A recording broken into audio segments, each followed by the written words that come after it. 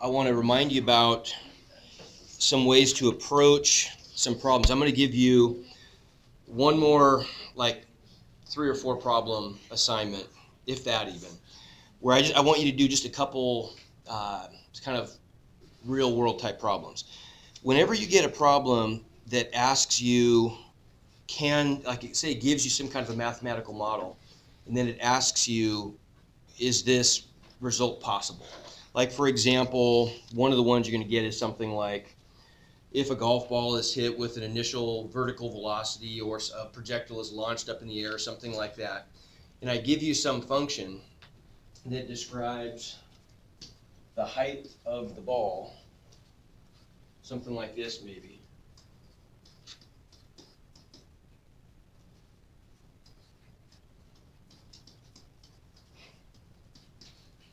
Something like that, and I ask you to question, does the golf ball ever get to a certain height? Like for example,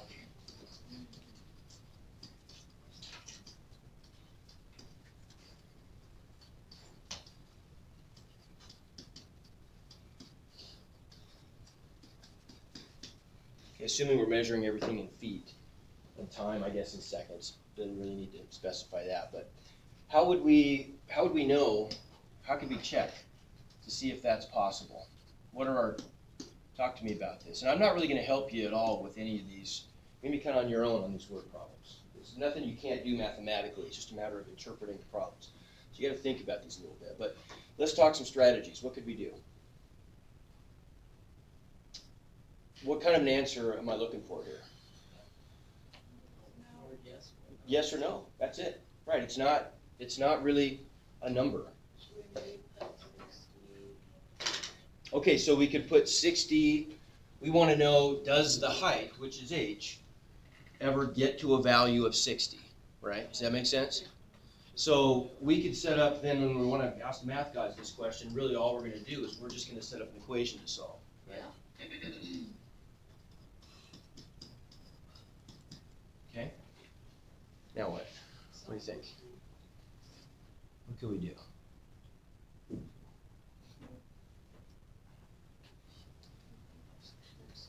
What could we do? Okay, we could. We could complete the square, but if we do that stuff, think what we're going to be finding. If we complete the square, we're going to be finding the time at which it reaches 60, right? Does that make sense? Because that's what we asked. We asked the question, when does h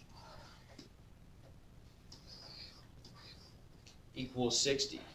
And if it does get to a height of 60, what are we going to get for an answer there? I mean, who knows? But we're going to get an answer, probably 2, right? We're going to get 2 real solutions, okay?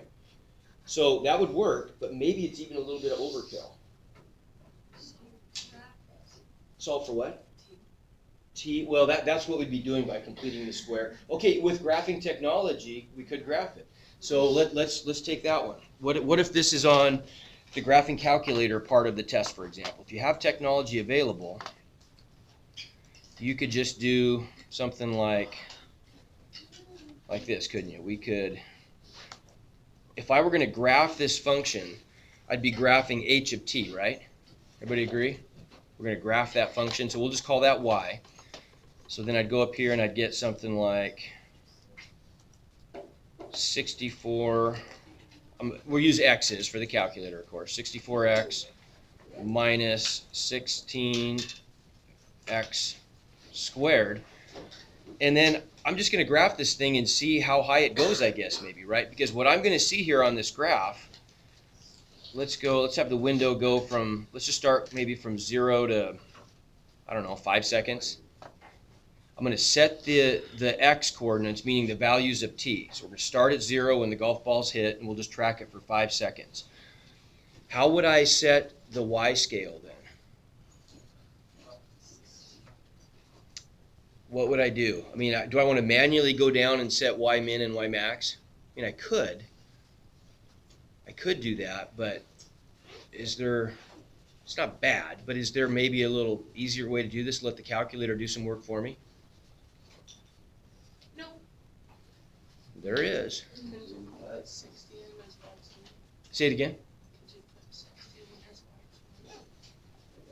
For y maximum? Okay, well, how about if I try, what about on the zoom menu? Right, if I go down to zoom 0, that's zoom fit, right? So remember what that does. That's going to take the x values that I use to define my window, and it's going to set the y value so the function is displayed well, right? So let's try that. Zoom 0, and we'll see what happens. Well, we lucked out. It happened to be, but if we didn't, what if we'd gotten the x's wrong? That's all right. Just change the x's and hit zoom fit again.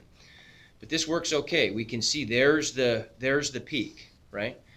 So we want to know, how high does that go? What are some options? Trace.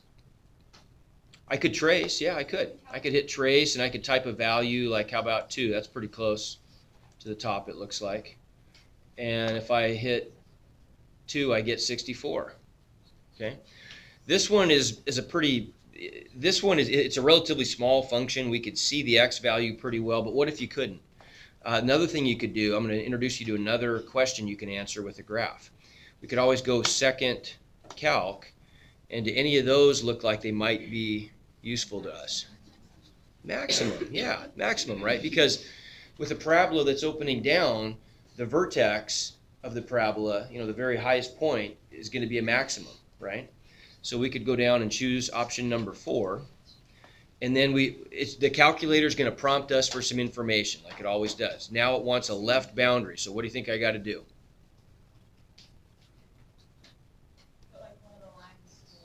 Yeah, good. Okay, I just got to move the cursor to a point that's obviously to the left of the maximum. So I'll just trace over a little bit to the left and hit enter.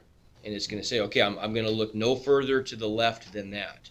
Now it wants a right boundary. So I'll trace over to a point that's a little bit too far to the right, and I'll use that as my right boundary. And then I don't even know why it asks for a guess. It should just pick points in between, but I'll just go somewhere in between.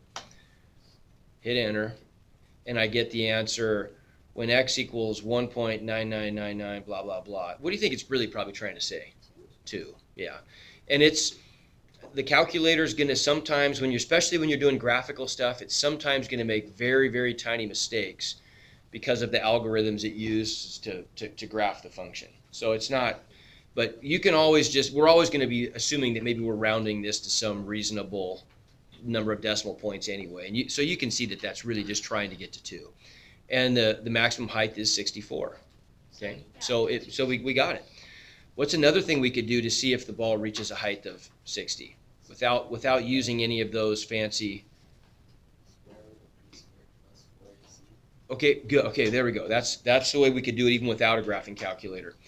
With a graphing calculator, what if we went down and graphed the function y2 equals 60? What does that tell us? Say it again. That's easier, isn't it? Yeah. Probably a little bit easier, just because now we can see that's a height of 60, so we can see that the ball does actually, it exceeds that height. It passes through that 60 meter or 60 foot high ceiling, right? Represented by the red line. Yeah, it does go past that, right? So the answer is just yes. Okay. That makes sense? Okay. While we're at it here, let's just take a quick look at this graph. When we graph this, what are the variables on each of the 2 axes? It will be. Tomorrow you got a full work day. I'm about done. We're about done. But this is something you probably want to see before. I'm not going to help you at all on these word problems. You're going to be completely on your own on these. What's the variable on that axis? T. Okay, that's T. That's the T-axis. What's the vertical variable? H. Okay, good. So I want you to see something here. It looks like maybe that's the trajectory of the golf ball, kind of, doesn't it? Is it? No, not really, because all we're tracking is the height of the golf ball. Even if we hit the golf ball straight up in the air, that's what this graph would look like.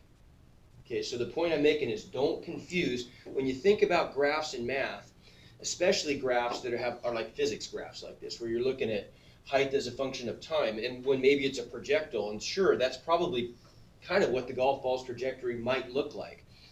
But remember to keep in mind what the variables are on each axis. So this isn't like this is in normal XY space, right, where we could look at an actual trajectory. This is in HT space, we'd say in math, right? So it's like we've got the paper's moving maybe in this direction. As the ball goes up in the air and comes back down, the paper moves and it causes that type of a line, right? You see what I'm saying? It's not, this doesn't really describe anything physical other than the height as a function of time. If I threw a ball straight up in the air and caught it, if I'm measuring the height as a function of time, it's going to look just like that. You see the point I'm making? Okay. All right. So then the other thing. So that's how we could do this graphically. Elton had another really good idea here. It was kind of, and rather than going through and solving the whole equation for t, why don't we just put it in standard form and find the sign of the discriminant? We don't even care what the value is, right? Because if I do that, that's telling me if I'm going to get real solutions or not. If there are real solutions to this equation, then yeah, the ball must go that high, right? Because we found some times when it was at that height. So if I push everything, we always want, if possible, we always want to have the leading coefficient have a positive coefficient. So let's push everything to the right. So we get 16t squared minus 64t plus 60 equals 0, right? So then what's the meaning of the discriminant again? What is that? Well, okay, it's part of the discriminant is just kind of a little formula. Okay, why? It's the part of the quadratic formula under the radical, right? And remember, for real numbers, you can't have a negative number under the radical, right? And so that's all we have to really check to see if we're going to get real solutions. Yeah. No, I pushed everything over this way. Okay, so the discriminant, D, is b squared minus 4ac. So what's that give us? Well, if I square a negative, just go ahead and square the positive, right? So you don't make a mistake. So I get 64 squared minus 4 times 16 times 60. And what's that going to give us? 4 times 16. You can tell me right now without even using a calculator if this is positive or negative.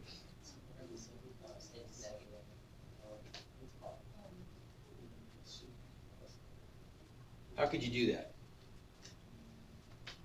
I'd encourage you to kind of try to do stuff like this as much as you can. What's 4 times 16?